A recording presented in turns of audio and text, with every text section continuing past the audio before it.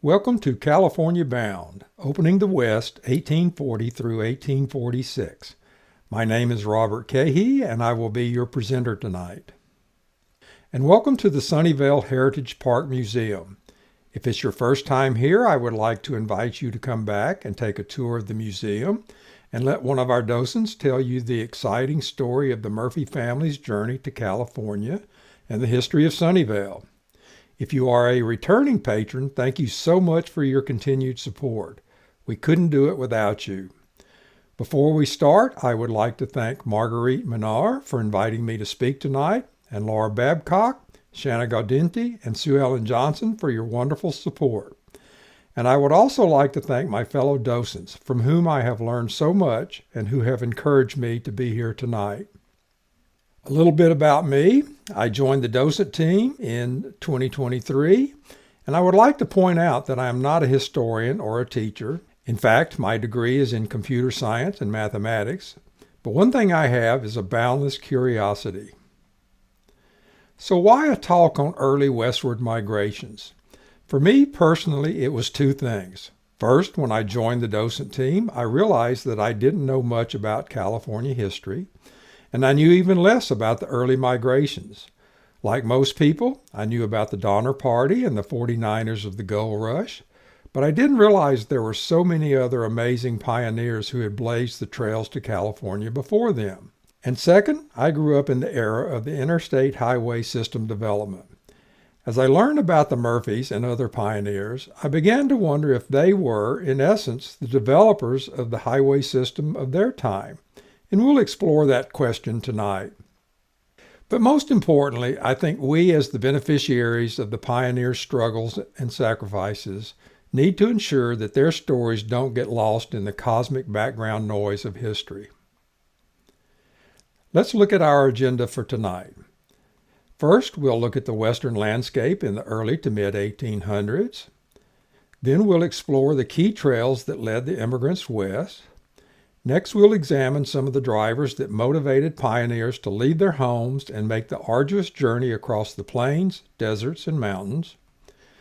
We'll talk about what a migration may have looked like. Then we'll take a look at some of the notable early migrations. And along the way, we'll meet some of the key players who participated in and led the westward migrations. Then I'll have some suggested readings for you. And at the end, I'll share some fun facts, maybe a little myth, legend, and lore. And then we'll end with question and answers. In this video, you will find a bonus material indicator in the upper right-hand corner of some slides. This indicates that there is additional material at the end of the presentation that provides more detailed information on that topic. To tell this story, we're going to paint a picture. And for our canvas, we're going to use what we now recognize as the western U.S. To that canvas, I've added the current state boundaries for reference and the major river systems, which as we will see are the guideposts and the lifelines for the pioneers as they journey westward. Our story begins in 1840, and let's take a look at the western landscape at that time. You've probably seen variations of this landscape which show the different regions of the West in the early to mid-1800s. Starting on the right, we have the Wild West, which in 1840 was defined by the boundary of the Missouri River. Going clockwise, we see as of 1836 the newly formed Republic of Texas, and to its west, the territory still under dispute. In the southwest and west, we have Nuevo Mexico and Alta California, with its 21 missions. In the northwest, we find the Oregon Territory, which is primarily occupied by the British and Russians. In the north, we find the Indian Territory. In reality, Native Americans occupied the entirety of this picture. And finally, in the middle, we have the Great American Desert, which is mostly unexplored territory across which the pioneers made their faithful journeys. Tonight, we're going to examine the two primary trails which provided the main routes west for the pioneers, the Santa Fe Trail and the Oregon Trail, the latter of which will be the primary route for the pioneers we'll discuss tonight.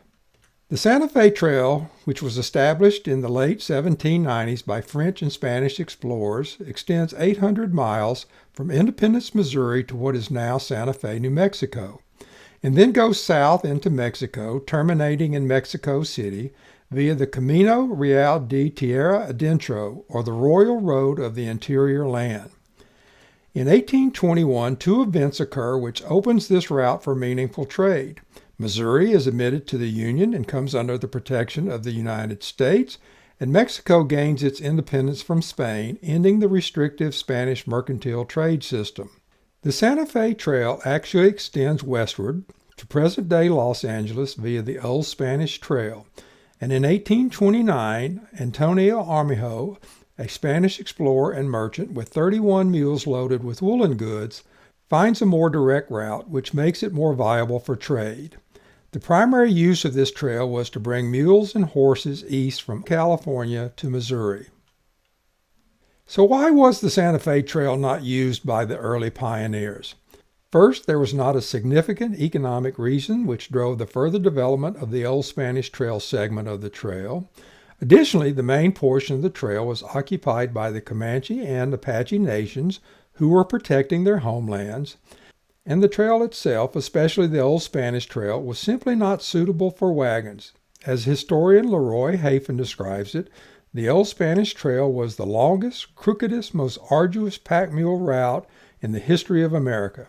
And finally, with the ongoing conflict between Texas, Mexico, and the U.S., the pioneers really never knew if the trail was going to be open for travel. The Oregon Trail can trace its roots to the arrival of the fur trapping trade in the Northwest in the late 1700s, which moved westward with the expansion of North America. The first quarter of the 19th century would lead to the establishment of several large fur trading companies by the likes of John Jacob Astor, William Ashley, Andrew Henry, and Manuel Lisa. The oldest of the companies, the Hudson's Bay Company, would trace its roots all the way back to 1670 when the company was established by English royal charter for the sole trade and commerce over Prince Rupert's land. It wasn't uncommon for these companies to engage in fierce competition, often siding with Native American tribes to prevent other companies from entering their territories, and sometimes employing scorched earth tactics to create trapping boundaries. In the early years of the fur trade, the beaver pelts, or plues as they were called, were shipped to the Northwest and placed on ships bound for eastern U.S. or Asia. But as the U.S. continued to expand west, it became more practical to bring the furs east and bring supplies west from St. Louis.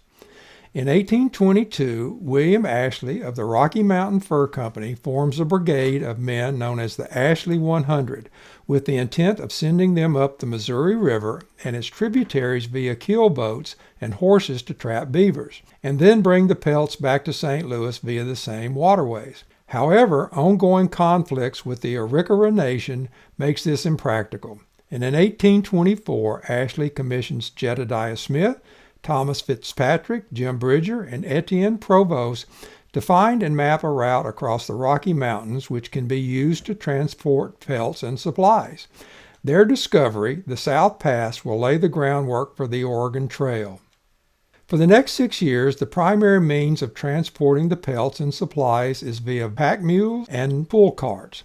In 1830, William Sublette successfully brings wagons from St. Louis to the Trapper Rendezvous at Wind River in the Rockies. And in 1832, Captain Benjamin Bonneville takes these supply wagons through the South Pass. In 1833, the first of several Trapper Rendezvous are held in the Green River Valley. This is where trappers meet in the summer to exchange pelts for supplies and will become the nerve center for activities along the Oregon Trail. In 1840, Robert Newell and Joe Meek take wagons from Fort Hall up the Snake River to the Columbia River, and at this point, we now have a known, established route for pioneers to begin their journeys west. Now let's look at some of the early explorers and trailblazers who helped open the West for settlement. There are several names on this list that I'm sure you will probably recognize. Jim Beckworth, Kit Carson, Hugh Glass, if you've seen the movie The Revenant, Jedediah Smith, and the Sublets, the five brothers. And there are several others who will play key roles in our early migrations. Jim Bridger, James Kleiman, Caleb Old Greenwood, Isaac Hitchcock, Elijah Stevens, Louis Vasquez, and Joseph Walker. These men actually preferred to be called mountaineers, and the gentleman in the picture is an example of what they would have looked like. His name is Old Bill Williams, and he started out as a preacher at the age of 17, but decided life on the frontier was more appealing. We often depict these men in the movies in their pristine buckskin clothes, but in reality they would wear them for years, constantly wiping their hands on their clothes, which were often covered in the blood from skinning animals, or the castoreum oil from the beavers. Over time, the buckskin would turn black, and we can only imagine how they would smell. Since California was still part of Mexico in the early 1840s, the missionaries did not play a significant role in the early California migrations. But we should take note of several other missionaries who made the journey westward.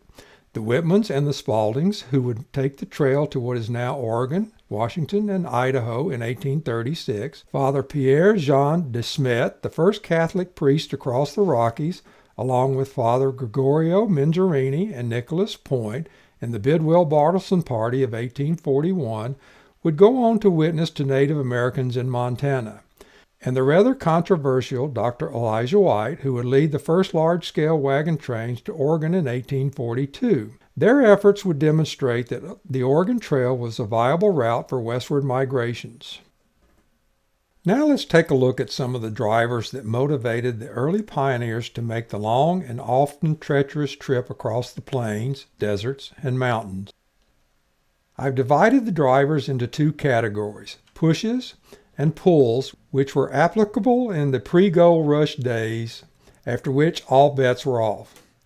On the push side, the U.S. had a transient population, which had been migrating west since the first settlers set foot on the East Coast. So moving west was just a natural progression to this well-established pattern. We also had a love of the wilderness. These people were explorers by nature and had an urge to see what was over the next ridge. As crops continued to be planted without rotation, land would become sterile. So there was a constant need for new, fertile land. Disease in the form of malaria and cholera were rampant along the Mississippi and Missouri rivers, and people were looking to escape the grim reaper. And while the financial crisis of 1837 had mostly abated, people were looking to start a new life and isolate themselves from future financial risks. While the Preemption Act of 1841 had little effect on the early migrations, it did set the stage for the government's promise of free or low-cost land to promote westward expansion. And finally, U.S. expansionism, or manifest destiny, accelerated by the British and Russian presence in the Northwest, simply promoted the idea that the land was there for the taking. On the pull side, there was the myth of disease-free California, and this was mostly true until the white settlers came west and ravaged the native populations with diseases such as smallpox. There was the promise of free land, driven by massive land grants from the governors of California, placing almost 6.5 million acres of land in the hands of about 800 wealthy landowners by 1846. And with this land came the desire to create personal wealth by bringing others to either purchase or work the land and create goods and services. The need for new participants in the economic engine was driven by the decline of the fur trade and Mexico's failure to colonize California. And to grow this new population of buyers and workers, we saw the development of a new breed of marketers, such as John Sutter and Dr. John Marsh. Finally, there was simply the romantic pull of the West as penned by James Fenimore Cooper in his books such as The Pioneers and The Pathfinders, and Washington Irving's Astoria and the Adventures of Captain Bonneville. All of these factors would lead to a steady stream of immigrants looking to a brighter, more secure future that lay just over the Sierras. Now let's look at a typical westward migration. I put typical in quotes because in reality, no two of the early migrations were alike, but we can identify some common characteristics that they all shared. The immigrants, as we might guess, were varied in their backgrounds and reasons for going west. Like the Murphy family who migrated from Ireland to Canada to Missouri and finally California, there were those who were looking for religious freedom and the opportunity to educate their children in alignment with their faith. There were those who saw this new land as an opportunity to create new wealth, as well as those with political ambitions or a desire to exert their influence over the development of a new government or displace an existing one. Some were fleeing prosecution, hoping to seamlessly disappear into the vast new frontier. And some were simply adventurers, looking for the next river to cross or mountain to climb, so to speak. For others, it was just a job, as was often the case with the teamsters and the drovers. In terms of characters, the immigrants ranged from well-educated to illiterate and from benign to barbaric. The transportation of choice for the early migrations was a standard farm wagon. You wouldn't see the Conestogas or prairie schooners until the 1860s. Normally, there would be one wagon per family, maybe two if you had a large family or had the means to afford two. If you could afford it, you would buy a new wagon to minimize the chance of breakdowns on the trails. The wagons were drawn by 2 or 3 yokes or pairs of oxen, which were preferred due to their pulling power, and they were relatively cheap. Mules were used for their stamina and ability to go long distances, but were expensive. And finally, horses if you had no other choice, but these were rarely used in the early migrations. The target weight for a wagon was between 1,500 and 2,000 pounds. Since weight was critical, you would carry limited spare parts. If you couldn't fix it on the trail, you didn't need to be on the trail. And the wagons were for goods and supplies, not people. Unless you were very young, very old, or very sick, you did not ride in the wagon. And most often, as was the case for women and children, you walked the entire distance of over 2,000 miles. Bringing food on the journey was always a challenge since most of the immigrants had no experience in the long overland journey. If you didn't get the food manifest right, you were in trouble. And unfortunately, this was almost always the case. The examples shown here would be for 2 adults, and you would adjust accordingly for children. The goal was to bring non-perishable items and rely on the trail to provide meat. But as you can see, bacon was a staple that many brought with them. Unfortunately, the rough trail and searing summer heat would often reduce the bacon to a gelatinous mess. Running out of staples on the trail was costly. As John Bidwell would record in his diary in 1841, a cup of sugar could cost as much as $1 at the trading post or when purchased from trappers, and that was in 1841 dollars. Along with the food manifest, it was critical to bring the right supplies and basic necessities. Lightweight cooking utensils and camping gear were essential, and as you can see farther down the list, axes, shovels, and even anvils were critical for clearing paths and making on-the-trail repairs. And if you had room, a wheelbarrow was also a good addition to the manifest. Other essential elements were ropes and chains, which would be used for hauling wagons across rivers and up steep hills and mountains. Accompanying the wagons would be some number of cows for milk and sheep, as finding game or other sources of meat along the trail was a hit-or-miss situation. Again, I would like to reiterate that along with food, getting the basic necessities right was critical, and as often the case, early immigrants would prioritize personal belongings over basic necessities, a critical mistake made by not only the Donners, but other parties as well. The first step in crossing the plains was often to form a society or company to lend some credibility to the migration. The next step would be to choose a jumping off point, usually near the junction of a tributary of the Missouri River, such as Independence or St. Joseph, Missouri, or Council Bluffs, Iowa. A departure date would be agreed upon, and then you would advertise your expedition in one or more local or regional newspapers. The gathering of participants was usually a group of Oregon-bound and California-bound immigrants. Then the most contentious step of the process would occur, electing a leader. Without exception, the different groups or families could never agree on a leader, and the parties would often be at odds throughout the entire journey. And then you would head out on a journey marked by heat, cold, rain, storms, endless river crossings, inhospitable lands, hostile territories, disease such as cholera and dysentery, which took many lives, a constant shortage of food and water, more river crossings, lack of direction, dissension, and this would often end in anarchy. And that's just the first 100 miles. And you had 1,900 miles to go.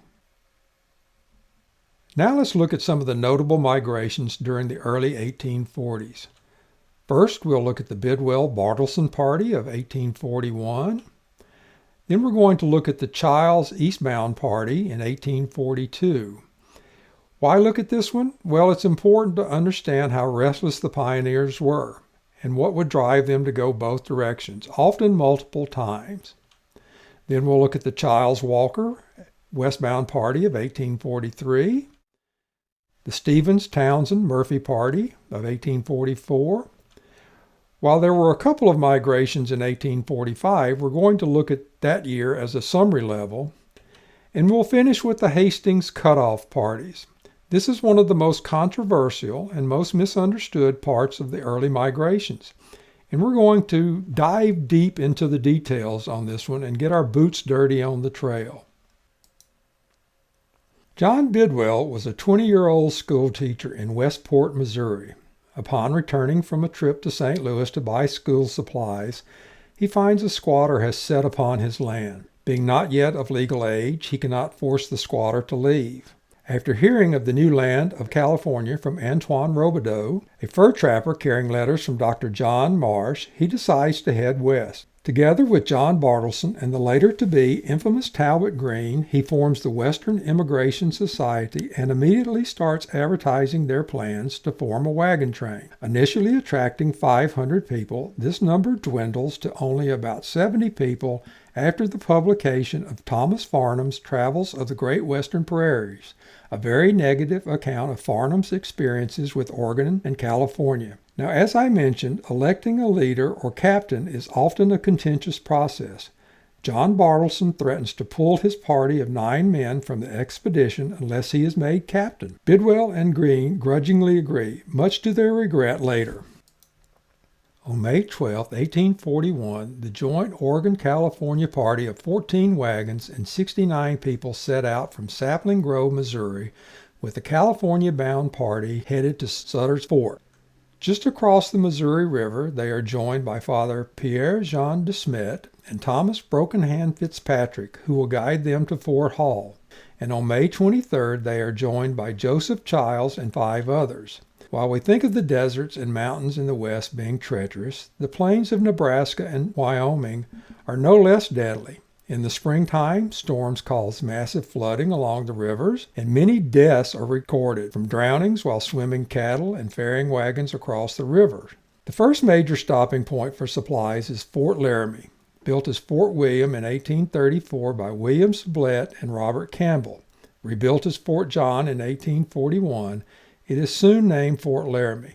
Moving through the South Pass of the Rockies and down through the Green River Valley, the next stop is Soda Springs, where the animals are recruited.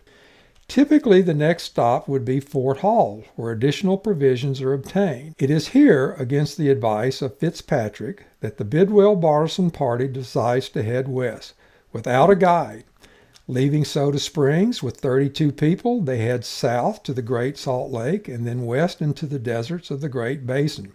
Realizing that they are under-provisioned, they abandon several wagons at Rabbit Spring and Pilot Peak. After wandering through the Gossett Valley, at the base of the Pequot Mountains, they abandon their last wagon. They now have only their oxen and mules and are traveling on foot. Heading west, they finally reach the Humboldt River and follow it to the Humboldt Sink, where the river essentially disappears into the desert sand. The Humboldt Sink is 4 miles wide and 11 miles long, and is very geologically active. When fur trapper James Kleiman passes through the sink in 1846, he will describe it as clay or mud which has vomited from the bowels of the earth mixed with scalding water.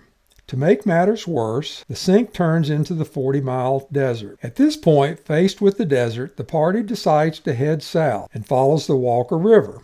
Seeing nothing but massive mountains in front of them, on October 15th, they decide to attempt a crossing around present-day Sonora Pass.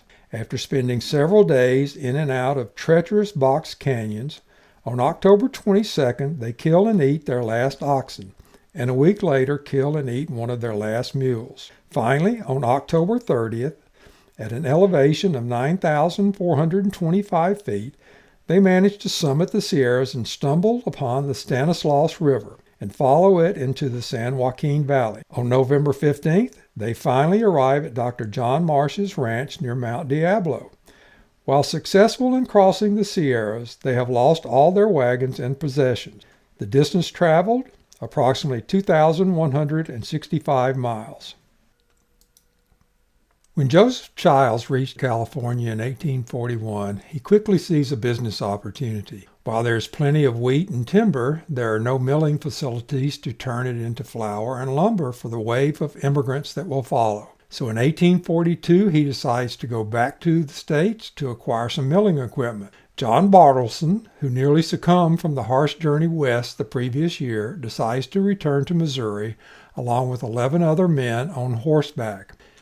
Their jumping off point is Sutter's Fort, which was built in 1841 by John Sutter, a Swiss immigrant who arrived in California in 1839. Sutter obtains a land grant of about 48,000 acres from then-Governor Juan Bautista Alvarado in exchange for Sutter's promise to discourage U.S. and European settlers from coming to California. However, as soon as Sutter acquires his land grant, he reneges on his promise to Alvarado and immediately begins marketing California to potential pioneers, a decision he would come to regret. The Childs party leaves Sutter's Fort in April with the intent of heading to Walker's Pass to avoid the Sierra Nevada mountains. However, they miss their mark by about 150 miles and end up at the Tejon Pass. At this point, rather than taking the old Spanish Trail, which was often very difficult to locate and even harder to follow, they decide to head north along the eastern side of the Sierras, stopping at the Humboldt Sink. Their next stop will be Fort Hall, which was built in 1834 as a fur trading post by Nathaniel Wyeth and sold to the Hudson's Bay Company in 1837, a point which will be of importance in our next westward migration. From Fort Hall, they head to the Green River Valley, where a few of the remaining fur trappers inform them that the Sioux Nation is on the warpath and suggest that they either wait there or take another route. 4 of the party choose to stay in the valley, and the other 9 men decide to follow the Green River south, picking up the old Spanish Trail and stopping in Santa Fe. From there, they take the Santa Fe Trail east, reaching Independence, Missouri on September 9, 1842. A journey of only about 3,135 miles. Born in Clark County, Kentucky in 1810, Joseph Childs was not a man who would sit still very long. In 1843, he and renowned mountaineer Joseph Walker will make yet another epic journey west. Upon returning to Missouri in 1842, Childs contacts a longtime friend, William Baldridge. Childs convinces Baldridge that there is money to be made in California. All you need is the right equipment, a lot of hard work, and a little luck. On May 31st, 1843, they load several wagons with grist and lumber milling equipment and depart from Independence, Missouri with a total of 8 wagons, heading up the Oregon Trail via the Platte River. At Fort Laramie, they meet Joseph Walker, who agrees to take them to Sutter's Fort. After a brief stop at the newly christened Fort Bridger, they head on to Fort Hall to obtain additional provision. As you know, Fort Hall is now owned by the Hudson's Bay Company, and the post commander, Richard Grant, is under orders to not provide supplies to immigrants heading west. However, understanding the plight of the Childs Walker party, he does sell them 4 cows. The party then moves on to Portneuf, the jumping off point to Oregon. At this point, Joseph Walker refuses to take the party any farther until additional provisions are obtained, stating that it is too risky. Several men who have families with them go back to Fort Hall and, by what is described as by very unpleasant means, persuades Grant to sell them more provisions. However, Walker is still concerned that they are under-provisioned, so the party decides to split. Several men will ride ahead to Sutter's Fort for provisions and then return over the Sierras to bring them to the wagon party. On September 17th, 13 men led by Joseph Childs heads to Fort Boise and then down to Sutter's Fort, passing through the northeast corner of California. Nearly starved upon their arrival on November 10th, to their further dismay, they learn that the Sierras are closed due to an early massive snowstorm. Any hope of crossing the Sierras is gone. In the meantime, Joseph Walker brings the wagons to the Humboldt Sink on October 21st. After 10 days, knowing that Childs is not going to be able to rescue them, he decides to head down the east side of the Sierras. Severely under-provisioned, they pause at Owens Lake, where they make the decision to abandon their wagons and bury the milling equipment in the desert. From there, they head on to Walker's Pass, which Walker discovered in 1834. Childs, guessing that Walker has gone south, heads up a rescue party. In an ironic twist of fate, as Walker and the remainder of the party head west, Childs and the rescue party pass just north of them. On January 1st, the Walker contingent reaches Peachtree Valley, nearly starving with no wagons. Total miles covered, about 3,200. Now let's look at one of the most dramatic and at the same time most successful early migrations. Martin Murphy Sr. brought his family to Canada from Ireland in 1820, seeking religious freedom and the opportunity to educate their children. After moving to Missouri in 1840, Murphy makes the decision to once again seek a new life, this time in California. In April 1844, the Murphy family joins with Dr. John Townsend from Philadelphia and a rugged, no-nonsense trapper and guide, Elijah Stevens, to form the Stevens-Townsend-Murphy Party. Joining an Oregon-bound party, they take their 11 wagons west, leaving Council Bluffs, Iowa on or about May 18, 1844, heading up the Platte River on the Oregon Trail. After a brief stop at Fort Laramie, they head to Independence Rock. It's here that they make their first significant decision. Rather than going the traditional route through the Green River Valley to Fort Bridger, they decide to take a cutoff recommended by 2 other mountaineers traveling with them, Caleb Old Greenwood and Isaac Hitchcock. While the trek across the cutoff is arid land with little water, their strenuous journey saves them at least 100 miles. After obtaining provisions and recruiting their livestock, they journey down the Humboldt River to the Humboldt Sink. It is here they make another major decision. While they have 3 experienced mountaineers, none of them have spent time in this area. By good fortune, they meet an old Paiute chief. Through sign language and drawings in the sand, the old chief tells them that there is a river about 40 miles ahead that will take them to the summit of the Sierra Nevadas. After a strenuous crossing of the 40-mile desert and an even more strenuous trek up the Truckee River, they reach what is now Truckee, California. By this time, it is late November, and the winter snows have begun. Rather than risk being trapped in the snow, they decide to take only a portion of their wagons across the summit.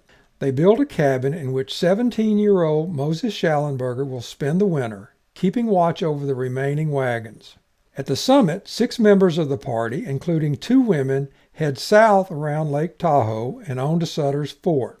The remainder of the party reaches the summit, and through sheer force of will, they bring 5 wagons into California, the first pioneers to do so.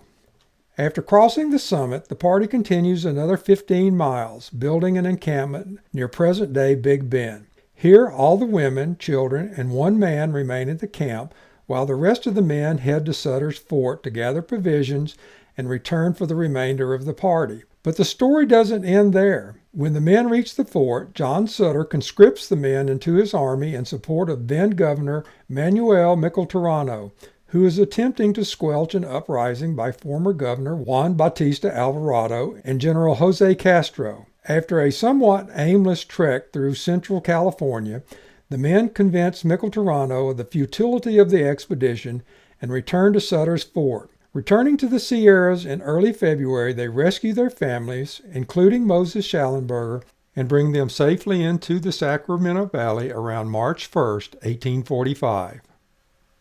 The list of accomplishments of the Stevens-Townsend-Murphy party is substantial. They were the first to use multiple experienced guides, the first to take the Greenwood-Hitchcock, or later to be named Sublet, cutoff. They were first to bring wagons across the 40-mile desert. They were first to build a permanent structure in the Sierras. And they were the first to find a wagon passage over the Sierras and the first to bring wagons into California. They were the first to survive a winter in the Sierras, and they arrived with all 50 members plus 2 babies that were born on the trail. And then they were the first to go back over the Sierras. While there were two successful westbound migrations in 1845, they were mostly uneventful as the trail, while still fresh from the Stephen Townsend Murphy party of 1844, was now marked and could be followed with some level of confidence. 1845 is really more interesting if viewed from the standpoint of the arrivals at Fort Sutter.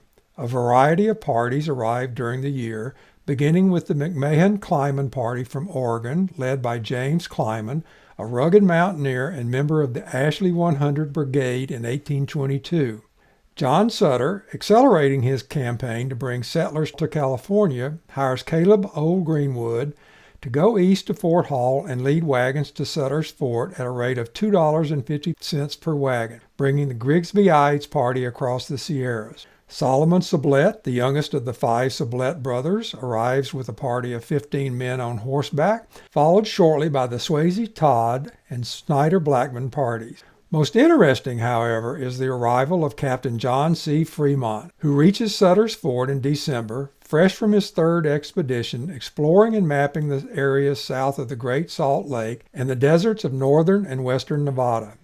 Also arriving in December is another party. 10 men on horseback, bedraggled and nearly starving, having narrowly escaped being trapped in the Sierras by a massive snowstorm. A party led by a man named Lansford W. Hastings. 1846 marks the year where westward migrations began in earnest. And with the increase in migrations comes more complexity and more risk. Even though the basic routes to California and Oregon have been established and somewhat documented, over 500 wagons will leave from St. Joseph and Independence alone. 1846 also marks the shift from Oregon to California in both the number of wagons and people. There are too many parties to name here, each having different destinations, objectives, and priorities. We also start to see a mix of characters who will play roles in these migrations. Mountaineers such as James Kleiman, Jim Bridger, Caleb Greenwood, and Joseph Walker. Journalists such as Edwin Bryant, Francis Parkman, and J. Quinn Thornton. And promoters, gentlemen by the name of Hastings, Hudspeth, and Applegate. And then those of unique characters, such as Lilburn Boggs, the 6th governor of Missouri, George McKinstry, who will become the first American sheriff in California, and Colonel William Al Russell, Henry Clay's secretary, a U.S. Marshal, and a representative from Kentucky. 2 new passes will be opened over the Sierras in 1846, the Coldstream Pass and the Roller Pass. And while they will make crossing the Sierras a little less difficult, the journey is still treacherous. And 1846 will also bring more people heading back east, having found the West not to be the nirvana they expected. And with them, they will carry letters home and letters to the editor from westbound immigrants. Now we're going to look at the Hastings Cutoff, one of the most controversial and misunderstood events of the early westward migrations. To do this, we're going to dive into the details and get our boots dirty on the trail, so to speak. A lot, if not most people, if they are aware of the Hastings Cutoff, tend to think of it in terms of the Donner Party. But in reality, it is much more complicated and involves many more people. If you count the Grays Party, who joined the Donner Reed Party in the Wasatch Mountain, there are actually 8 different parties consisting of over 400 people and nearly 100 wagons. In that mix, the Donner Reed Graves Party accounts for only about 25% of the wagons and only about 20% of the people. We really need to talk about the Hastings Cutoff as a saga because it spans several years. Lansford Hastings was an energetic, if not overly zealous lawyer who was born in Ohio in 1819. Having heard of the opportunities on the West Coast, both economic and political, he heads to Oregon in 1842 with the Elijah White Party. There he provides attorney and surveying services to Dr. John McLaughlin of the Hudson's Bay Company. Finding Oregon not to be what he expected, he leads a party to California, arriving at Sutter's Fort in 1843. There he meets John Sutter and John Bidwell and is employed by Sutter to survey and lay out a new city Sutter is planning, Sutterville. While there, he also obtains a small land grant near present-day Stockton, which he names Montezuma. It doesn't take Hastings long to see that, like himself, John Sutter has a vision for becoming a leader in the creation of a new republic. Wary of Sutter, he decides to head back east via Mexico to begin his quest to bring settlers west. Rumor has it that along the way he planned to meet with the Mexican government and then stop in Texas to meet Sam Houston. But both of these events apparently never occurred. He arrives in St. Louis in 1844 and immediately sends a letter to Secretary of State John C. Calhoun. In this letter, he informs him that the people on the West Coast aren't happy with the government's lack of interest and that revolutionary arrangements are now being made. And if something doesn't happen, they may attempt to organize an independent government. Calhoun basically ignores the letter, and as we know, James K. Polk is elected in 1844, and the full force of Manifest Destiny comes into effect. Also in 1844, Hastings starts writing a book, and in early 1845 publishes The Immigrant's Guide to Oregon and California. The book is mostly just his ramblings on his trips to Oregon and California, along with descriptions of the land and unflattering characterizations of the Mexican people and the Franciscan friars. Despite being mostly panned, it is widely read, but not well received by both the Mexican governors or current settlers in California. There are two passages of note in the guide. The first is, wagons can be as readily taken from Fort Hall to the Bay of St. Francisco as they can from the States to Fort Hall, and in fact, the latter part of the route is found much more eligible for a wagon way than the former. What is interesting about this passage is that Hastings has never traveled the route he describes. The second passage is rather controversial depending on whether you are a Hastings protagonist or antagonist. He says, the most direct route for the California immigrants would be to leave the Oregon route about 200 miles east from Fort Hall, thence bearing southwest to the Salt Lake, and thence continuing down to the Bay of St. Francisco by the route just described. Hastings does not call this a cutoff, as many protagonists will claim. However, his antagonists often say that he was in fact promoting a route which he himself had never set foot on. After the publication, he goes on a promotional tour to Ohio and New York to raise money. While on tour, he meets Sam Brannan, who introduces himself as a Mormon publisher and president of the Church of the East. Brannan informs Hastings of his plan to bring 250 people to California via ship, leaving later in 1845. Hearing this, Hastings heads back to St. Louis and organizes a horse party to return to California to prepare for their arrival. Leaving on August 15th through 17th, an unbelievably late date, he barely makes it to Fort Hall, where he gathers a few more provisions and heads to the Sierras. Again, out of provision, he manages to cross the Sierras at Truckee just 2 days before a massive snowstorm closes the pass. 2 weeks later, just before Christmas, his exhausted party stumbles into Sutter's Fort, having subsisted on very meager rations. One last note. While heading west on horseback, Hastings once again fails to take the proposed route he will later take unwary pioneers across. In addition to Hastings, there are several other key players who will play an important role in the cutoff saga. James Hudspeth, a mountaineer who will help Hastings market the cutoff and lead parties through the Wasatch Mountains. Jim Bridger, a highly respected mountaineer and owner of Fort Bridger, who will later open several passes across the Continental Divide that will be used by the Overland Stage, Pony Express, Union Pacific Railroad, and Interstate 80. And Edward Bryant, a Kentucky newspaper editor of the Louisville Courier-Journal, who is traveling west to improve his health and document his westward migration. After arriving at Sutter's Fort in December 1845, 2 fateful meetings may have occurred. One in January between Hastings and John C. Fremont, who has just completed his 3rd expedition exploring south of the Great Salt Lake, and another in March of 1846 with Theodore Talbot, who led Fremont's party across the Great Salt Lake Desert, then west along the Humboldt River. We say may have occurred because there is no record of these meetings actually occurring. What we do know is, in June of 1845, the Western Expositor runs an article outlining Fremont's planned 3rd expedition. And in this, he indicates that he will be looking for a route that will be 300 to 400 miles shorter. In January 1846, Fremont references a shorter route that he has discovered in a letter to his wife Jessie, which is later published in the Niles National Register on May 16, 1846. And in this letter he says, "By the route I have explored, I can ride in 35 days from the Fontaine Key Buoy River to Captain Sutter's, and for wagons the road is decidedly better."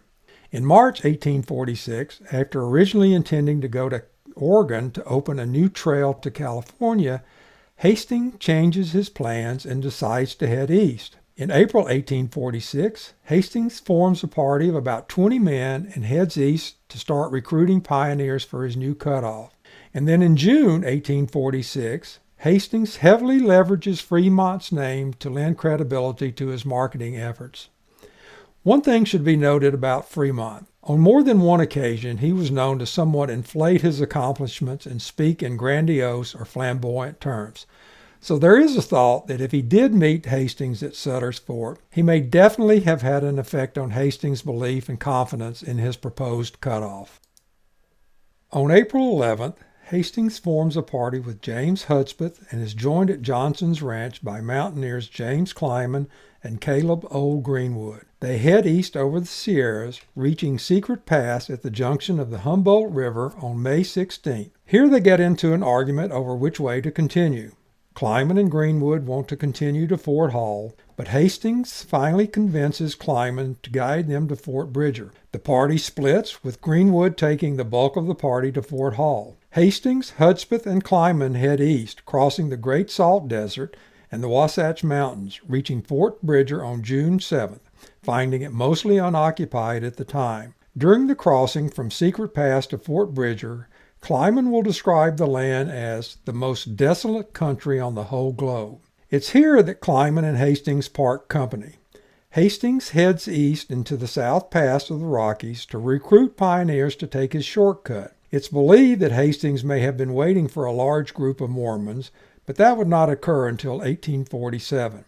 It's here that Hastings gives a letter to a traveler by the name of Wells Bonney, a gentleman of questionable character who is heading east. This letter is believed to tell westbound immigrants that they should expect resistance from Mexican authorities, and it would be in their interest to join with Hastings, who can guide them safely into California. In the meantime, Kleiman heads north, meeting Greenwood at the Sublet Cutoff Junction, and then they head east to Fort Laramie. On June 22nd, a second fateful meeting may have occurred. James Kleiman and James Fraser Reed of the Donner Reed Party supposedly meet outside of Fort Bridger, and Kleiman warns Reed not to take the Hastings cutoff. We say may have met because neither man's diaries show a record of this meeting. It's not until 25 years later, in 1871, when Kleiman is dictating his memoirs to Richard Tremaine Montgomery for Bancroft, that he mentions his old buddy Reed, with whom he served in the Black Hawk War under Abraham Lincoln. But as we know, people often attach themselves to historic events to bolster their importance. Also camped outside of Fort Bridger are Edwin Bryant and William Al Russell. They are already feeling that wagons are encumbering their progress, and hearing about the potential issues with the cutoff, they decide to trade their wagons for pack mules. There are other documented instances of pioneers meeting Hastings, as well as being warned by other mountaineers of the dangers of the cutoff. These mountaineers include Caleb Greenwood, Solomon Sublette, who is traveling with Joseph Walker of the Walker Pass fame. Walker is bringing 500 horses from California to sell to the U.S. Army. An important note here: Walker led Fremont's third expedition across the Great Salt Desert and the north end of the Great Basin just the previous year, so he is very familiar with the dangers of the cutoff Hastings is proposing.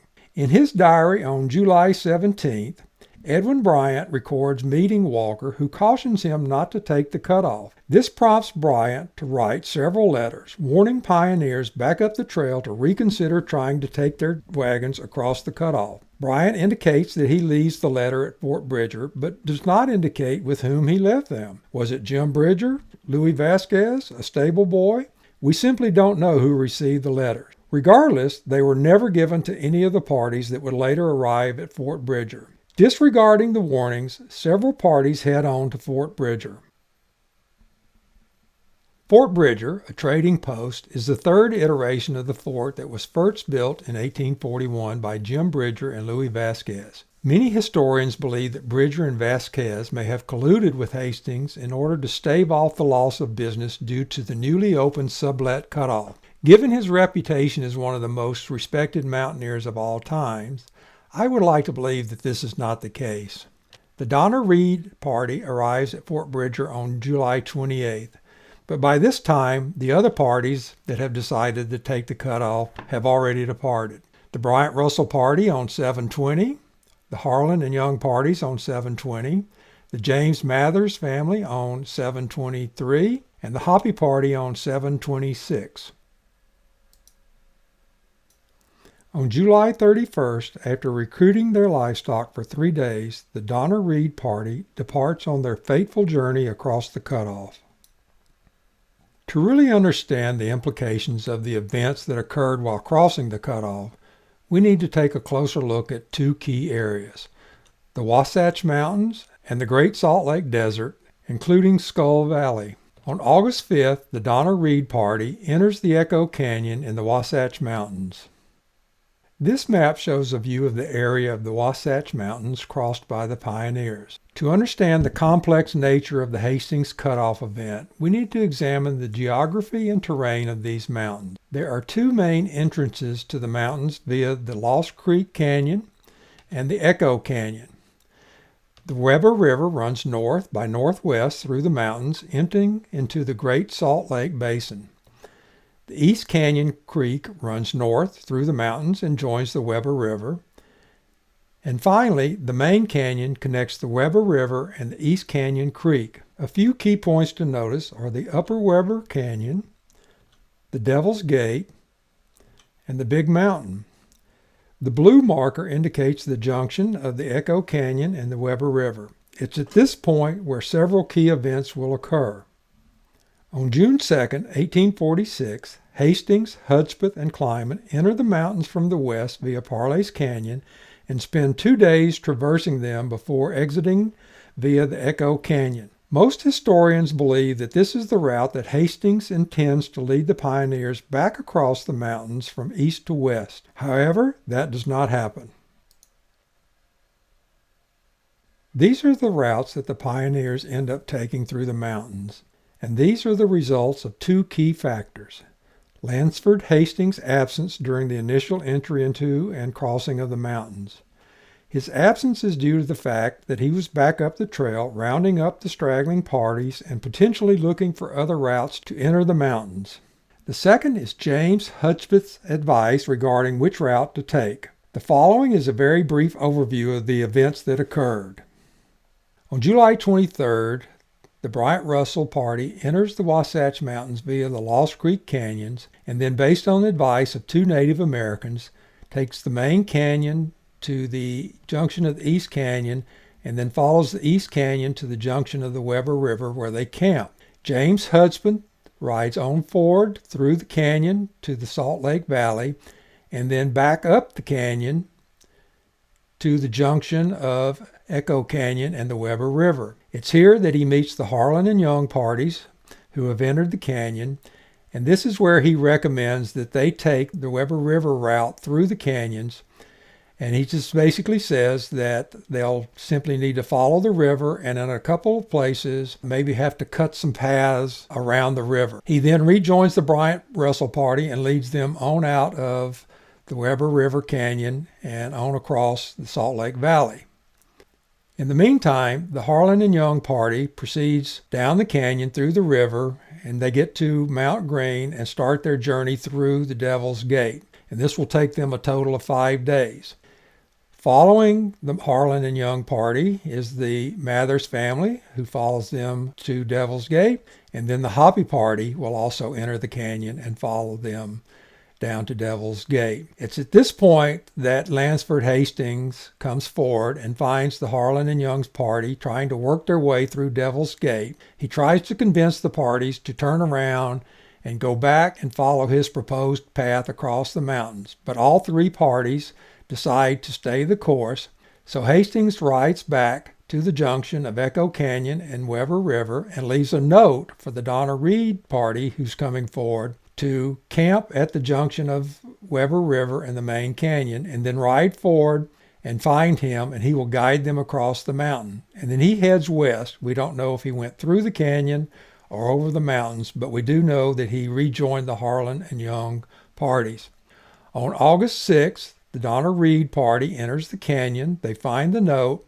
They move forward to the junction of Main Canyon and Weber River, and they camp there. And then James Fraser Reed, Charles Stanton, and William Pike race ahead through the canyon, through the Salt Lake Valley, and they find Hastings at a place called Adobe Rock. Hastings agrees to go back with James Fraser Reed. They camp at what is now Salt Lake City, and on the morning of August 10th, they summit Big Mountain, and it's here that Hastings points out the route to James Fraser Reed. It's also at this point that he decides not to lead them through the mountain, and he heads back west to join the Harlan and Young party. So what was it that made Lansford Hastings so concerned when he reached the Harlan and Young parties? This is the Devil's Gate, and it's not even the narrowest canyon in the Wasatch Mountains. In order to move through these canyons, the pioneers had to take their wagons through the Weber River, and at some points they had to build windlasses to hoist their wagons up to makeshift trails above. In one instance, the Harlan and Young party had a wagon on a narrow trail about 85 feet above the river. One of the ropes they were using to steady the wagon broke, and the wagon and 4 oxen fell to their death. When James Mathers entered the canyon where the Harlan and Young parties were working, he noted in his diary an exhibition of consummate folly. The path over the Wasatch Mountains that the Donna Reed party took was no less difficult and no less treacherous. The Wasatch Mountains are not only rugged, but they are heavily forested in many areas. Peaks in the area where the Donna Reed party would cross are up to 7,000 feet, and in many places the canyons are strewn with boulders. We know that James Fraser Reed rejoins the Donna Reed party at about 10 p.m. on August 10th, and starting on August 11th, they spend the next 11 days cutting trees and hacking their way through the underbrush to create a rudimentary route across the mountains. Now, to their credit, starting in 1847, the Mormons would turn this crude path through the mountains into the last leg of the famous Mormon Trail. Finally, on August 22nd, the Donna Reed party, now accompanied by the Graves party, exits the Wasatch Mountains and enters the Salt Lake Valley. After spending 3 days resting at the western base of the Wasatch Mountains, the Donna Reed party moves into Skull Valley. It should be noted that 2 deaths have occurred at this point. John Hargrave of the Harlan and Young party dies on August 12th of pneumonia, and Luke Halloran, the frail young man the Donner Party Reed takes in near the South Pass of the Rockies, dies on August 25th from consumption. They are buried next to each other somewhere near the south shore of the Great Salt Lake, but their graves have never been discovered.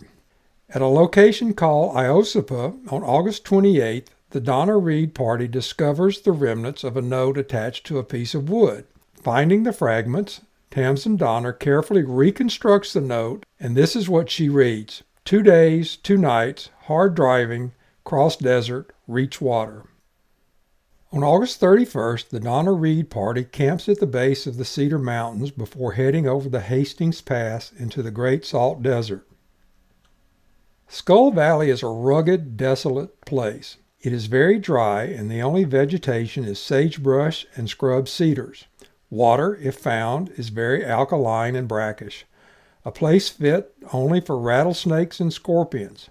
To really understand how inhospitable this place is, let's back up a few days when the Bryant Russell party is camped here, preparing to cross the Hastings Pass. It's 1 o'clock in the morning, and Edwin Bryant is recording his thoughts about his surroundings and situations. Let's listen to his words as he writes them. Our encampment was on the slope of the mountain, and the valley lay spread out at our feet, illuminated sufficiently by the red glare of the moon, and the more pallid effulgence of the stars, to display imperfectly its broken and frightful barrenness. and its solemn desolation. No life, except in the little oasis occupied by our camp, and dampened by the sluggish spring, by excavating which with our hands we had obtained impure water sufficient to quench our own and our animals' thirst, existed as far as the eye could penetrate over mountain and plain. There was no voice of animal, no hum of insect disturbing the tomb-like solemnity. All was silence and death. The atmosphere, chill and frosty, seemed to sympathize with this sepulchral stillness. No wailing or whispering sounds sighed through the chasms of the mountains, or over the gulfy and waterless ravines of the valley. No rustling zephyr swept over the scant dead grass, or disturbed the crumbling leaves of the gnarled and stunted cedars, which seemed to draw a precarious existence from the small patch of damp earth surrounding us. Like the other elements sustaining animal and vegetable life, the wind seemed stagnant and paralyzed by the universal dearth around. I contemplated this scene of dismal and oppressive solitude until the moon sunk behind the mountain, and object after object became shrouded in its shadow. Edwin Bryant. August 3, 1846. Not a very nice place to be. Before sunrise, the Bryant-Russell party breaks camp and packs up their mules to head over the Hastings Pass. When they reach the summit of the Cedars Mountains, this is what they see as the sun rises behind them. The summit of Cedar Mountains is as far as James Hudspeth has agreed to take the Bryant-Russell party. He and two companions are heading back to look for another route through the Wasatch Mountains. As he is leaving, he looks back over his shoulder and shouts back to the Bryant-Russell party, "Now boys, put spurs to your mules and ride like hell." The problem is, hell is 65 miles wide. The journey across the Great Salt Desert would come to be known as the Long Drive, which, while accurate, doesn't really describe the hardships all the pioneers who took the Hastings cutoffs would endure. Extreme heat and cold, searingly hot during the day and so cold at night that James Reed would make their dogs lie next to his children to keep them warm. Thirst and dehydration. The pioneers couldn't carry enough water for themselves and even less for their oxen and cattle. Blinding dust and salt storms. Several pioneers would record that the sand and salt would blow so hard that it would end up caked on their faces. Confusion. At one point, Edwin Bryant and William Russell thought they saw the Great Salt Lake shimmering in front of them. Turning out to be a mirage, they had almost turned southwest, which would have doomed them. Hallucinations. Edwin Bryant records seeing monsters in front of them, mimicking their every move, only in reverse. It turns out that it was simply their shadows. Loss of oxen and livestock. James Fraser Reed alone would lose almost 40 oxen and cattle in the desert. Wagons broken and abandoned. Heinrich Leonhard of the Hoppy Party would count 24 wagons that the Harlan and Young parties left in the desert, which would have to be recovered after the crossing. He also wrote that the oxen were so crazed from the heat, dehydration, and exhaustion that they would try to get into the shade of a nearby wagon, often catching their horns in the wagon spokes, breaking either the spokes or their horns. And it's here that James Fraser Reed would abandon his famous Prairie Palace car. Total exhaustion of both people and livestock, with oxen often simply lying down to die, and shattered morale, and broken spirits. But as pioneers, they kept going. And miraculously, the Donna Reed party reaches Pilot Springs after almost 5 days in the desert. We often think of springs as cool, clear water bubbling down a mountain, but in the Great Salt Lake Basin, the water would just seep up through the ground, as shown here at Pilot Springs. While potable, it was still very alkaline and brackish. The Donna Reed party would remain at the base of Pilot Peak for several days to rest and recruit their livestock. But on the third day, they awoke to an ominous sight that, unknown to them at the time, would foretell their fate. Snow in the peaks to the west. 22 days after crossing the Great Salt Desert, the Donner Reed party finally reaches the junction of the South Fork of the Humboldt River and the California Trail. To put their experience on the Hastings Cutoff into perspective, the Cooper-Gregg party that was 4 days ahead of them at the Sublet Cutoff, who took the normal route via Fort Hall, reached the South Fork Junction on August 22nd, essentially a full month ahead of the Donner Reed party. And from here, we know the rest of the story. So what were the dynamics at work in the Hastings Cutoff? Was it the Immigrant's Guide? Maybe, but I think other factors played a larger part. Was it Fremont's impact on Hastings? Most historians believe that if they did meet, this was the tipping point for Hastings. Was it the negativity of the eastbound parties? Many of these parties were returning because they were unhappy with California and were quite vocal about it. And many historians think that maybe some of the westbound pioneers simply ignored them. Was it Bridger's personal motives? I would personally like to think not. Bridger was known as being a reasonable man and would later become an advocate for the fair treatment of Native Americans. Was it the Donner Reed's lack of leadership, overconfidence, or naivete? I think it was a combination of all those things. If you take a look at the letter that James Fraser Reed wrote on July 31st and was published in the Sangamo Journal on November 5th, 1846, he believes that the cutoff will save 350 to 400 miles and that there's only a 40-mile stretch without water. And at that point, he believes he's only 250 miles from California, where from Fort Hall, he believes it's 650 to 700. So quite honestly, I just think they were clueless as to what they were doing. Was it Hudspeth's miscommunication or ulterior motive? It is known that Hudspeth was looking to find his own cutoff from the Oregon Trail to the Great Basin, and he may have used these resources as a way to create that route. Was it Hastings' avarice or overzealousness? I'm not sure. He was obviously eager to play a role in the leadership of the new republic, and maybe he saw this as a way to enable that. Up to this point, we've talked a lot about the men who were part of the early westward migrations. But before we leave the trail, we should take a moment and recognize some of the women who were a part of the amazing journeys that took place in the early to mid-1840s. For example, Nancy Kelsey, who was the only woman in the Bidwell-Bartleson party of 1841 that headed to California, the wife of Ben Kelsey and the first white woman to reach California by an overland trail. She carried her 1-year-old daughter Anne from the eastern border of Nevada, across the deserts of the Great Basin, through the Sierra Nevada mountains, and across the San Joaquin Valley to present-day Mount Diablo. And she did it while walking barefooted. Sarah Montgomery Green Wallace was the wife of Allen Montgomery of the Stephen Townsend Murphy party. After reaching California in 1845, Allen abandons her in 1847.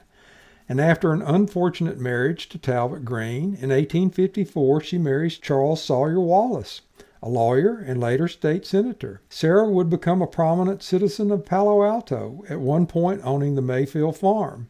She was an investor in the San Francisco and San Jose Railroad and is responsible for the development of the California Avenue Station. A strong advocate of women's rights, she would be the first president of the California Women's Suffrage Educational Association. Tamsen Donner, a caring woman described as a little woman and a good shot with a pistol. She was the matriarch of the George Donner family, staying with her husband until the end. The one thing I will say with respect to her is that they should have listened to her more and respected her feelings and opinions. Her fears about Lansford Hastings proved to be correct. And finally, Mary Bolger Murphy, known for her caring personality, no-nonsense mindset, and her ability to get things done. I believe she is a key element of the success of the Stevens Townsend Murphy party. When we talk about the leaders of a westward migration marked by so many firsts, I think we should put her picture right beside those of Elijah Stevens, Dr. John Townsend, and Martin Murphy Sr. So did the early pioneers build the superhighways of their times? I prefer to think of them more as the surveyors who hacked and slashed their way through the wilderness to create the paths that would later become the trails and roads known as the California Trail, leading over 250,000 immigrants west. Many of these early immigrants would be influential in the development of cities, towns, and the political landscape of California. John Bidwell of Chico, who would befriend John Muir and become an advocate for conservation. John and Daniel Murphy, for whom Murphy's is named. Charles and Helen Murphy Weber, who would found Stockton. Dr. John Marsh, who would be influential in the development of Brentwood. Bernard Murphy, state assemblyman, twice state senator, and 3 times mayor of San Jose. Patrick Murphy, who would manage several ranchos totaling over 70,000 acres in San Luis Obispo. Josiah Belden of the Bidwell-Bartleson Party, who would become the first mayor of San Jose. And of course, Martin and Mary Bolger Murphy, the early settlers of what is now Sunnyvale. John and Mary Murphy Miller, who would be prominent citizens and developers of San Rafael. And Joseph Childs, our wandering pioneer who would eventually be an early influential settler of Davis. And John Sutter, the founder of Sacramento. While somewhat controversial during his time, he was a major player in the development of California as we know it today. As we finish our westward migration, I would like for you to stop and reflect a moment. The next time you're headed up to Truckee, or maybe Lake Tahoe to go skiing, or maybe just to enjoy the winter sights, and you're looking at the beautiful snow-covered mountains, take a minute to think about these people who were on the 19th iteration of those first 100 miles that we talked about earlier. And now they've got only 100 miles left of their 2,000-mile journey to build this new land, which we now call home. I think noted historian David McCullough sums it up best. They accomplished what they had set out to do, not for money, not for possessions or fame, but to advance the quality and opportunities of life, to propel as best they could the American ideals. And for the vast majority of the 250,000 pioneers who would make their journey west, I believe his words ring true. If you would like to learn more about the early westward migrations, let me suggest The California Trail by George Stewart. This is a wonderful account of the early migrations to California. Wagons West by Frank McLean, which covers in detail the early migrations to both Oregon and California. And What Hath God Wrought by Daniel Walker Howe, if you're interested in learning about the historical landscape of America in the first half of the 1800s. If you want to dive into the Hastings Cutoff, let me suggest From St. Louis to Sutter's Fort, 1846. This is the diary of Heinrich Leonhard. And What I Saw in California. This is the day-to-day journal of Edwin Bryant. Overland in 1846 by Dale Morgan, a wonderful 2-volume set of journal and diaries of pioneers on the early migrations with rich annotations.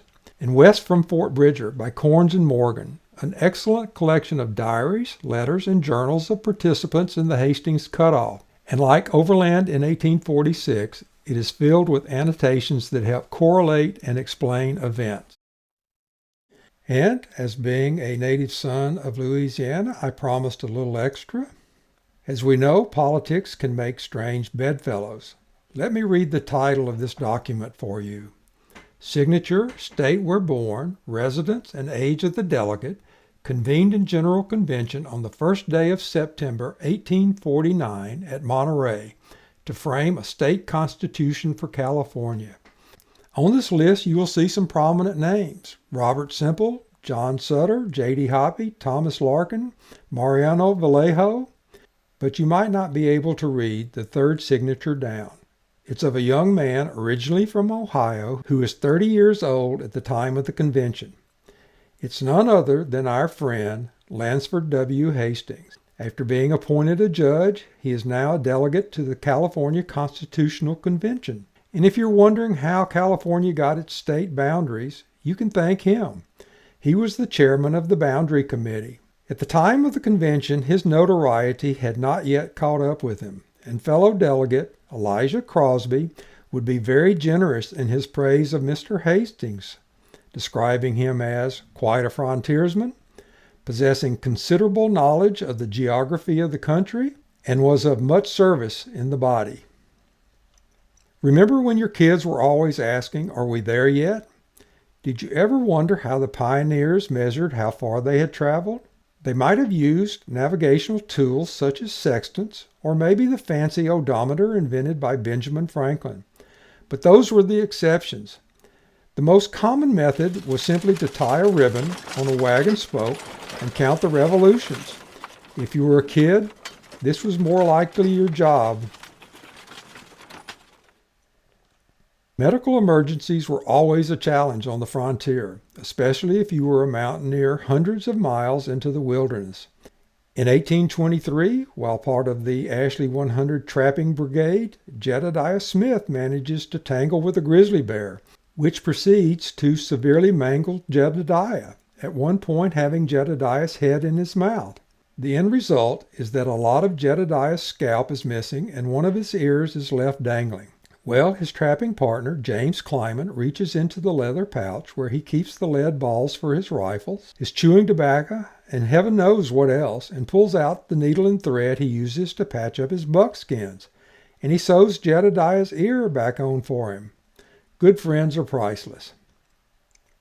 Mealtime was always a challenge on the trail, especially when you were on the plains. If you were lucky, you would find a buffalo, or maybe an antelope, or even a jackrabbit. But how did you cook it with not a tree in sight for firewood? Well, if you were a woman, this is how your day would normally start: collecting buffalo chips, the fuel of choice on the prairie. Remember that I mentioned the luxury of having a wheelbarrow? This is why. And what better way to end our journey than with a good cup of coffee? Coffee was a luxury on the trail.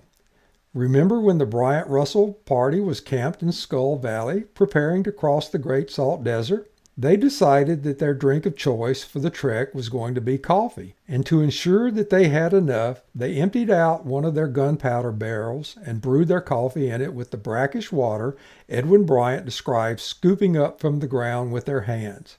Probably not a flavor you will find at Starbucks anytime soon. And with that, thank you for taking this journey with me.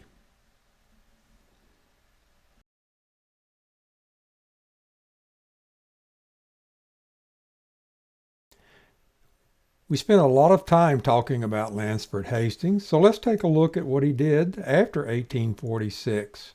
In 1846, he'll join the Bear Flag Revolt and spend some time following Fremont around California. In 1847, he moves back to San Francisco, and here he'll actually write the first of 5 more editions of the Immigrant's Guide to California and Oregon. And he will heavily leverage Robert Semple's description of California, which actually adds value to his guide. In 1848, he's elected a school trustee in San Francisco, and in 1849, he is appointed a judge of the Northern California District. He does try his hand at the gold business, but unsuccessfully. And as we saw, he actually represents Sacramento at the Constitutional Convention. In 1857, he secures a position as a postmaster of Fort Yuma in the Arizona Territory. And in 1861, he writes a letter to Brigham Young proposing to take control of the Colorado River and open it as a commerce route to California. In 1862, he joins the Confederate Army and proposes a plan to Jefferson Davis to conquer the Southwest and Southern California. And in 1867, he writes the Immigrant's Guide to Brazil to establish a Confederate colony in Brazil, which he does. And in 1870, he dies on board a ship at St. Thomas in the Virgin Islands while actually taking a group of colonists to Brazil. And as far as we know, he was buried at sea. And that ends the saga of Lansford Hastings. Remember Talbot Green of the 1841 Bidwell-Bartleson Party? You may recall that I called him infamous or colorful. Well, as it turns out, Talbot Green was actually Paul Getty, a gentleman who had absconded with funds from a bank back east, leaving behind a wife and 4 children. He becomes quite influential in San Francisco and even runs for mayor. In 1850, while walking down the street with his wife, Sarah Montgomery, of the Stevens Townsend Murphy Party fame, during the parade celebrating California's admission to the Union, he's approached on the street by a woman who says, "Oh, Mr. Geddes, so nice to see you." Well, the jig is up, and Geddes heads back east to make amends, so to speak, leaving Sarah and their young son. Remember that chunk of lead that I spoke of earlier that he cached in the Sierras? It's believed that it actually contained the gold he stole from the bank, but we don't know if it was ever recovered. While we talked a lot about the trails and the dangers, we never really talked about the deaths. There were an estimated 15,000 to 20,000 deaths between 1840 and 1869 of the 250,000 immigrants who headed west. And this was mostly due to disease, gunshot wounds, accidents. A lot were due to river crossings and drownings, as we mentioned, quite a few due to weather, and several related to Native American attacks. What many people don't realize is there were other large-scale tragedies besides the Donner Reed Party. For example, the Meek cutoff in 1845. Stephen Meek would lead 200 wagons and 1,000 people across the deserts of Oregon, across a path he had never himself traveled. There are 23 known deaths on the trail itself, and it's believed that at least 25 or more people died on reaching the Dalles in western Oregon. And in 1856, there was the Mormon handcart migration tragedy. Of the 980 people in the party, 210 of them would die when they were caught in a massive snowstorm on the plains.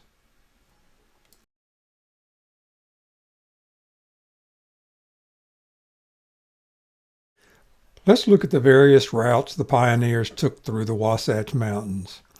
In addition to the landmarks we pointed out during the presentation, there's another one of interest, the East Canyon Narrows. This passage was so narrow that the only way to get through it was single file on horses or mules. On his passage near this point, on June 3, 1846, James Clyman remarks that it's a rough-looking canyon. Lansford Hastings, James Hudspeth, and James Clyman enter the mountains on June 2, 1846 at Parlay's Canyon. Crossing the mountains south of the Big Mountain, they enter the main canyon, and when they reach the Weber River, they turn south and they enter the Echo Canyon to exit the mountains. Most historians believe that this was the route Hastings intended to take the pioneers, only in reverse. On July 23rd, the Bryant-Russell party enters via Lost Creek and will spend a day trying to decide on the best route to take. Based on advice from two Native Americans, they decide to take the main canyon through the East Canyon Narrows and then camp at the junction of the East Canyon and Morgan Valley. In the meantime, James Hudspeth will ride down the Weber River Canyon to the Salt Lake Valley. And then on July 25th, he will return to the Bryant-Russell camp. On July 26th, the Bryant-Russell party will continue down the Weber River, passing through Devil's Gate and camping at the entrance to the Salt Lake Valley. James Hudspeth will ride up the Weber River Canyon to determine its feasibility as a route for wagons.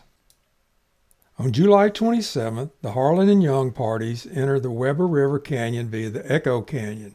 It's here they meet James Hudspeth. A key point here. Heinrich Leonhardt's journal shows that Lansford Hastings spent the night on 727 with a rear company at Bear River to the east, so we know that he was not directly involved in the conversations that James Hudspeth had with the Harlan and Young party. Now one could conjecture that maybe Hastings and Hudspeth had agreed ahead of time that Hudspeth would explore the Weber River Canyon as a possible alternate route. But given what they had already seen of the Weber River Canyon, plus viewing the East Canyon Narrows, I would have to believe that this was an independent decision by Hudspeth. But further clouding the picture, back on July 18th, Edwin Bryant writes in his journal, Mr. Hudspeth, who with a small party on Monday will start in advance of the immigrant companies which intend traveling by this route for the purposes of making some further explorations.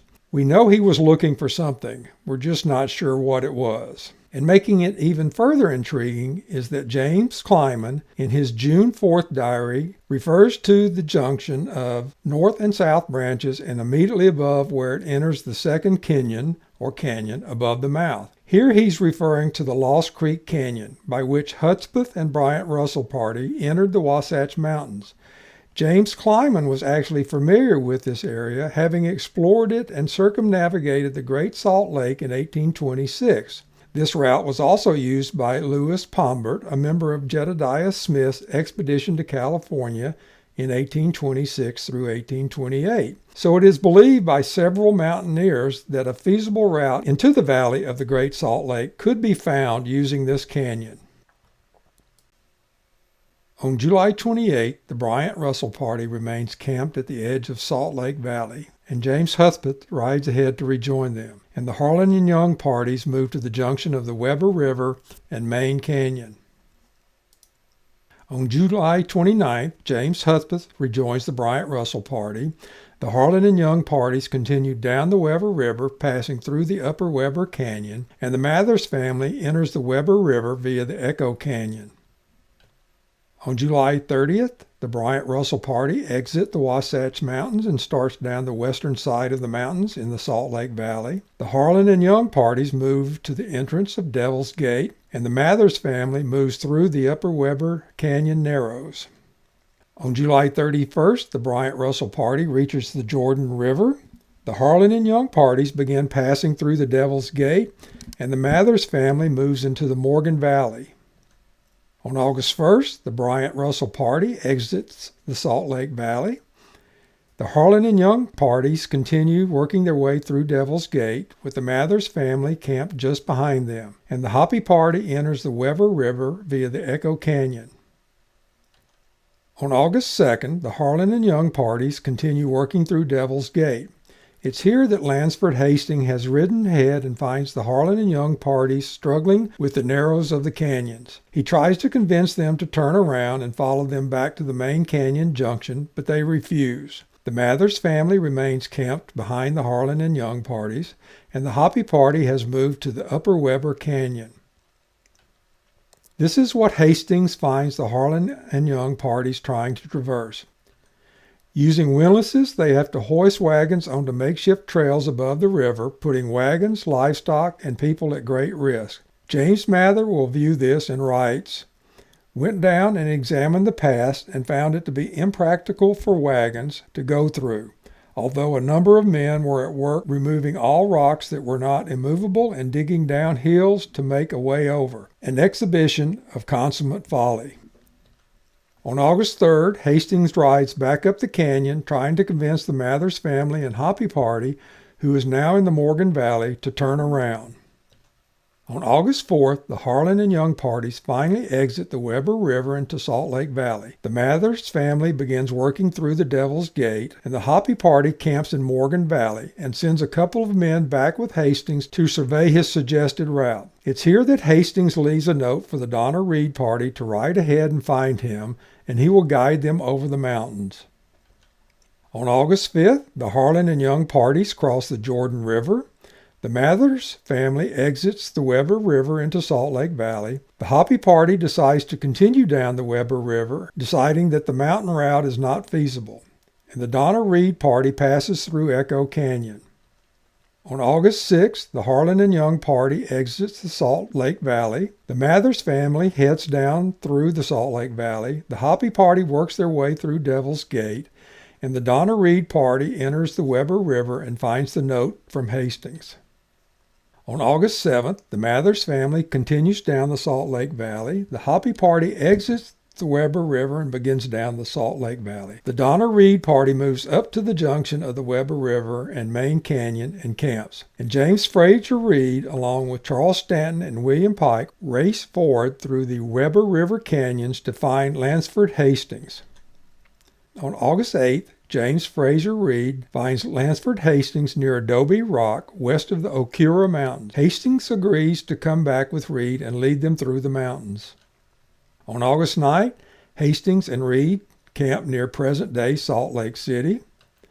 And on the morning of August 10th, Hastings and Reed reach the summit of Big Mountain. Here, Hastings points out the route the Donner Reed party should take to cross the mountains. It's here he changes his mind and reneges on his agreement to lead them through the mountains and returns to lead the Harlan and Young parties instead. On the evening of August 10th, James Fraser Reed returns to the Donna Reed camp, and Hastings exits the Salt Lake Valley. This is the route which Hastings expects the Donna Reed party to take. In reality, it's no better than the Weber River route, being heavily forested with dense underbrush. Starting on August 11th, the Donna Reed party spends 11 days cutting trees and hacking their way through the underbrush to create a rudimentary route across the mountains. And finally, on August 22nd, they exit the Wasatch Mountains. To their credit, starting in 1847, the Mormons would turn this crude path through the mountains into the last leg of the famous Mormon Trail.